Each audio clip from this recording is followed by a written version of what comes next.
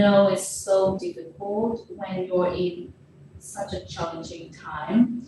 But the reason why I created Movie Crisis, which is what you can see that I have on my shirt right now.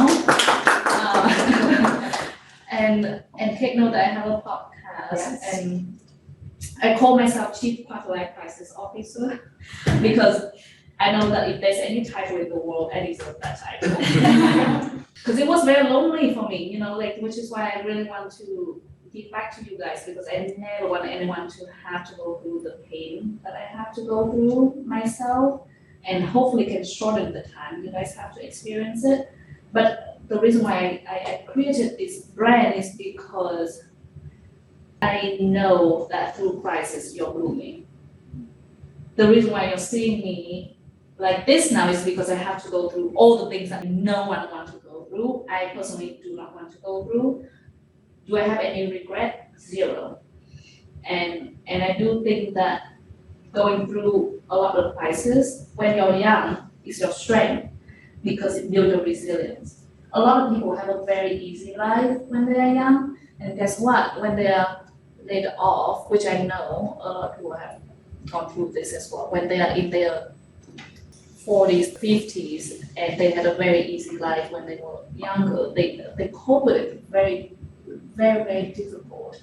It's very difficult to experience adversity later in life if you have not been through it when you're young. And that's something that I'm very thankful for, because it kind of built myself up. Like, I'm not intimidated by anyone. I don't feel dependent on anyone. I want to be able to give back to as many people as I can, but I never feel like I owe anyone anything. And I think that's very important for you guys to have that mindset and know that you're here to create opportunities for yourself, but also for others. Not that you have to depend on anyone to give you happiness. I recommend the podcast very highly. Oh, you can just go on you have Apple? Yeah. Go on, Can I- iTunes. Can I And pass this there as is, well? Is it? A lot of the episodes are very relevant to what we're talking about right now. Something that you're talking about, it's not a quote you probably know of that comes to mind. I learned this from a Buddhism class I took at Fordham, but it's the term no mud, no lotus. And it's about how a lotus Yes. flower, it It's funny represents because lotus is the symbol of that. enlightenment and purity, and basically a lotus, anyway, I love lotus flowers. I see you as one, I see myself as one, and then my own stuff, but basically it starts at the bottom of a lake and it has to go through a bunch of mud and a bunch of muck, and it's in complete darkness until it can reach the top of the lake and then bloom, and it represents enlightenment. So that just is something that That's comes to mind beautiful. from everything you've said. Beautifully put. I actually just redesigned the logo, as you can see. So this is all the cracks that represent crisis, but you can see the flower blooming beautifully among all the crises. And I want you to see it for yourself. I want you to see yourself in it. The reason why I don't call it a business, because it's really not a business for me. I really just want to be able to provide people what I feel like it was lacking for me. And it was very hard for me to relate to anyone because my path is different. But at the same time, I think that there's so much hype of success and too little on failure. And I get hype on failure. Every time when I fail something, I know that something good is coming to me, coming my way. And having that mindset, I think that it turns things into reality. You guys are actually in such a good place now to fail. I mean, even like when you get to mid stage, I think that you should still embrace failure. Oh, yeah, you But- should have seen me on the bike ride the other day. Oh, yes. Yes.